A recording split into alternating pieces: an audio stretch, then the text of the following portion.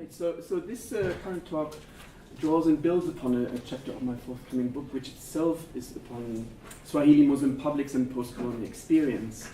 It works on the whole on internal debates among coastal Muslims in post-colonial Kenya, tracing and discussing the dynamics of their self-positioning as marginalized actors vis-à-vis the state.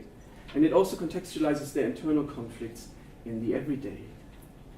So, in public commentaries and analysis these days, there's often an assumption of general radicalization of Kenyan Muslims in the face of their experiences of marginalization, as we've seen and heard. And there's an understandable logic to this. However, I think we have to be careful here and suspend our urge to rapidly identify, and by doing so judging, such links swiftly, not least because such assumptive thinking perpetuates a climate of general mutual suspicion. While some Muslims in the community may indeed have radicalized in their sense of being discontented and increasingly seeing themselves as opponents of the state that has continuously rejected them and denied them equal rights as citizens, others may have invested in strategies of countering calls for violence and in emphasizing their affinity and contribution to the Kenyan nation, as we've just heard actually. What I dedicate attention to in this talk is one particular example of how Kenyan Muslims are dealing with the kind of double confrontation they experience as Muslims and as Kenyans under these circumstances, echoing the kind of double periphery situation they can be described as situated in. As part of the Kenyan populace, they have been potential victims here, just like any other Kenyan citizens, but also as a targeted community of potential suspects. The Kenyan Muslims, and particularly of Somali descent, have been identified as. Within these developments of increasing uncertainty, pressures, restrictions, and threat of violence, by terrorist groups on the one hand and the states on the other, they have been feeling a need to prove themselves publicly not only as being against such violence, but emphatically also as being seen as active against the possible spread of support or acceptance of such violence, insofar as it is proclaimed to be perpetrated in the name of Islam. As we can see, for instance, from recent samples also of the Friday Bulletin articles, a weekly pamphlet that is issued from Jamia Mosque, but also from observations in the conducts of everyday conversations and discussions in such a situation, the topic, for instance, of violence and terror, and its variable effects upon the Muslim community, is and needs to be openly, frankly, and critically addressed within the community itself. And so here I just have a few illustrations of the way that this climate of uncertainty and the issue of violence and attacks that we've also just heard about is explicitly addressed by this journal that is basically trying to be, or that is a mainstream journal for all Sunni Muslims in the country, actively and critically addressed, and also picking up on the fact here that even the current youth government is cautioning Kenya, and has been, to respect the rights of Muslim citizens. Right? So, listening in closely then, and with a good sense of context to the internal and pressing debates among Kenyan Muslims is valuable and needed for an adequate and comprehensive understanding of what is going on, as it provides us with an idea of what the most important contested topics are, how they are raised, argued about, and negotiated. Here, I revisit a listening-in exercise of mine that I pursued between 2005 and 2007 when conducting research on a discussion broadcast on Radio Rahma, an Islamic radio station based in Mombasa. While my account of these radio debates from back then cannot clarify the exact nature of people's current sentiments about the situation today, it can shed some light on how internal debates on topics that matter to the Muslim community have been initiated, moderated, and conducted. So building on this work, I now introduce and summarize the program Elimika na Stambuli, Get Educated with Istanbul, that was conceptualized and initiated in 2005 by Istanbul Abdullah Nasser, whom I've known as an interlocutor for my research since late 1998, and who is still an important spokesperson within the Mombasan Swahili community today. So back then, discontent with the coastal Muslim elite, and the way in which it had neglected the concerns of ordinary Muslims while arranging themselves with consecutive upcountry Christian governments. At the time, of course, it was the first term of Mwai Kibaki's presidency, after 24 years of Moi and 15 years of Jomo Kenyatta, had led Stambouli to the idea of an openly accessible call-in discussion program. This was to pick up on these concerns and provide a platform for the community to discuss them seriously, in public and live on air. While all kinds of topics were welcome and the listeners' wishes and suggestions taken on board, Stambouli decided to dedicate a double session of the program to the contested issue of ugaidi, or terror, and whether terror was, in the name of Islam, was justifiable as jihad. My general point hereby is to acknowledge and convey the significance of the possibility and reality of such a frank and internally contested discussion of a sensitive topic that concerns everyone fundamentally, then as now. So, Elimika na Stambouli, or Get Educated with Istanbul, was a popular show that was aired every Saturday morning between 8 and 9 on Radio Rahma, which was the first Islamic radio station in coastal Kenya in the post-colonial period. People of all backgrounds and ages were invited to call in with their opinions or ask questions live on air and engage in a wider conversation about current concerns affecting coastal Muslims. The discussions were moderated by Stambouli and his co-host Abu Bakr Amin. Both men were in their late 30s, early 40s then. And Stambouli, the initiator, a former musician and social activist, who was already known as an engaged critic who spoke his mind and always had evidence for what he said. Abu Bakr was a well-educated, like-minded professional, moderator, and a full-time employee of the radio station. Both Stambouli and Abu Bakr were discontented with the Muslim elite, its lack of leadership, which had aggravated the marginal status of Muslims in Kenya. They conceived of this radio show as following a bottom-up approach to mutual education about social, political, and religious matters. So to say, to give voice to ordinary people whose concerns were rarely taken on directly in public. With its innovative conception of live in-call debates, this program invited listeners to participate actively and to voice their own concerns. So then the show attracted a wide spectrum of listeners and callers, among them many women, some elderly, and even children. The communicative skills of most callers were remarkable, reflecting the importance of proper ways of speaking in society. And that's partly also where I'm coming in from my own interest in sort of intellectual practice. So these communicators seemed at ease and spoke clearly and confidently when raising issues.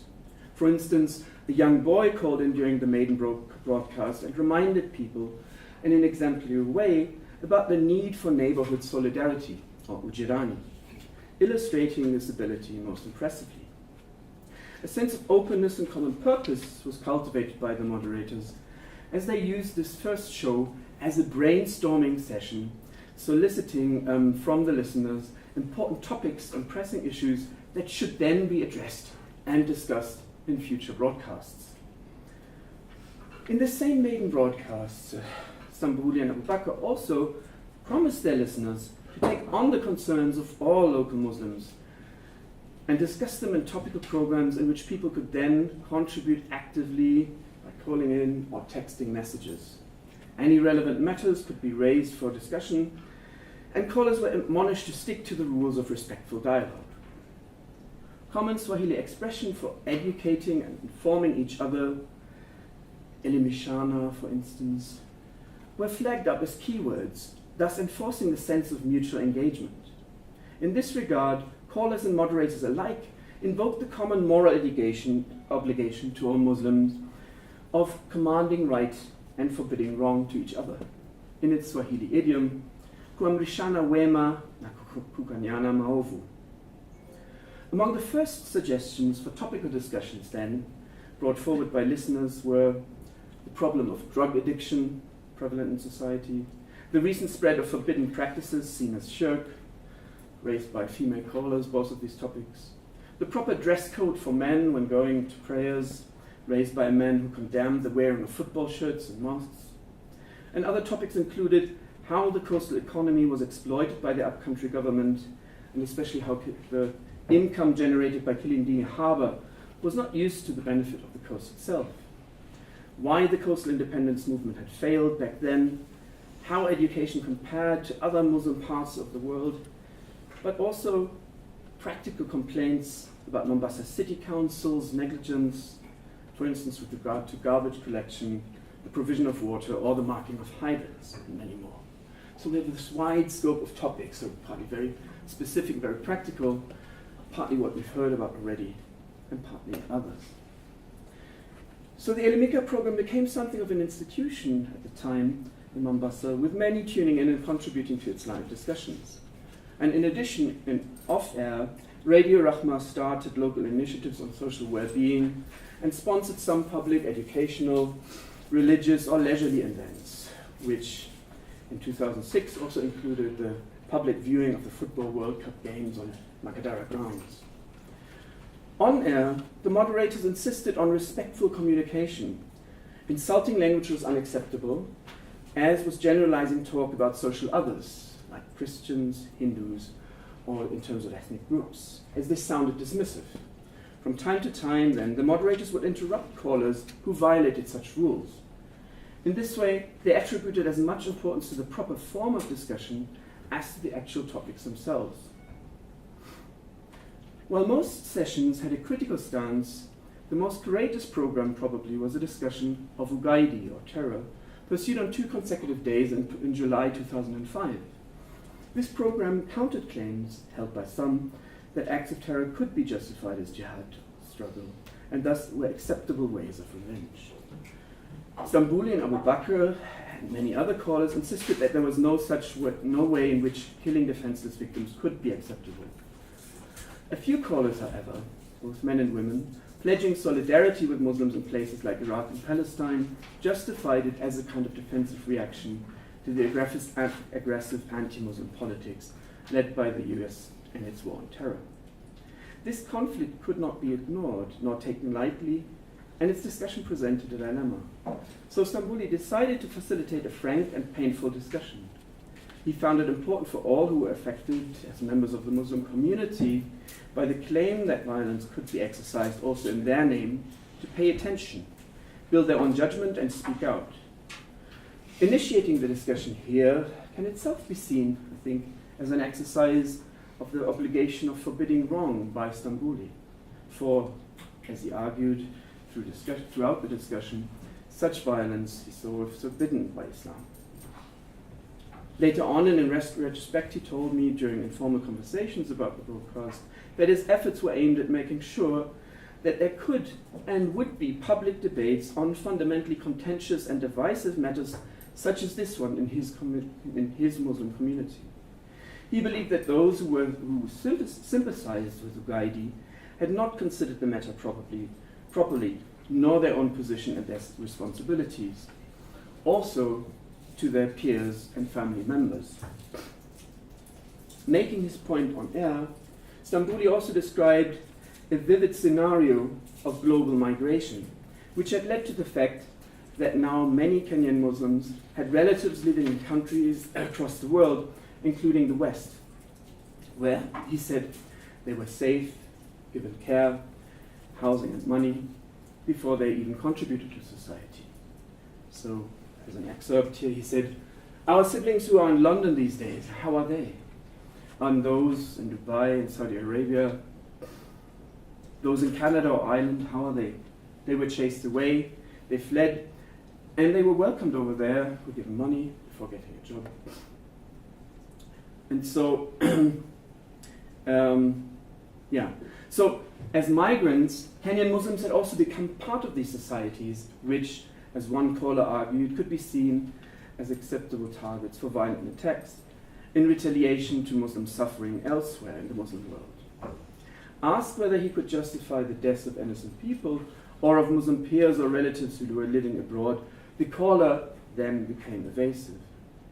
He said that this was lamentable but unavoidable under the circumstances of the persistent enemy attacks to which one needed to respond in kind. Another caller, when pushed on this point by the moderators, actually conceded that in order to argue for violence, I quote, we need to put Islam aside, Islam to wake a candle. Then the situation could be addressed in strategic terms. Stambouli was aware of the vulnerability of his own position in such a loaded discussion. He cautioned the audience that even if some disliked him, they had no right to simply dismiss him as an unbeliever for what he said. He too considered himself a faithful believer who had the right to speak out and to be listened to with respect, just like he listened to others and heard them out. You, my friend, as a human being, you have the right to think I'm wrong. I don't deny that, but as I said yesterday, I respect your opinions.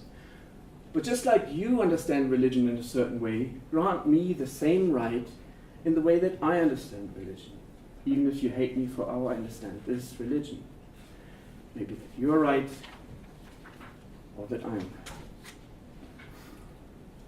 At the end of this program on terrorism, Stambouli invited the senior invited guest for that show, Professor Mohammed Haider, a retired university professor in biology and a long-term activist for social and religious reform on the coast, to comment. Haider, who had earlier in the program even introduced the audience to the American linguist and philosopher Noam Chomsky as a kind of role model political critic and activist global citizen early on, now summarized the relevance of Stambouli's program for the Muslim community in his concluding vote of thanks. And he also actually, in this longer quote that I cannot go into a quote in full, he also distinguished between the two different kinds of jihads, the greater sort of inner jihad and a second aspect where we have to sort of support our own community. But what I'm zooming in on here is the role of discussion itself. So he said, and concluded his comments in the following way. He said, I'm very happy to be with you here today, but now our time is up and we've been able to talk about many things. We've seen here that there have been some very hot and contested issues touched upon, and that one can sit here for 2 hours and benefit a lot from listening to people and become engaged in many discussions. And then in conclusion he said, and we, in our ongoing discussions with each other, we can develop ourselves, if God wishes, by discussing more and more amongst ourselves about matters such as these covered today. Radio Rahma has given people a chance to be able to exchange and possibly change each other's thoughts about such matters. And I would like to congratulate you. I'm happy to have been with you here today. So, what Professor Haider highlights in these closing comments is, I think, good for us to think with.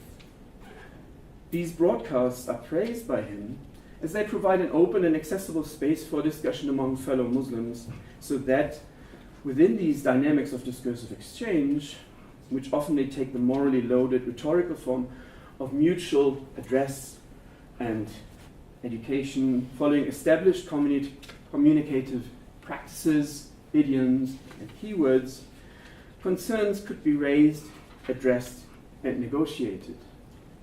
Thereby, opinions would be exchanged and reshaped and consolidated or rejected.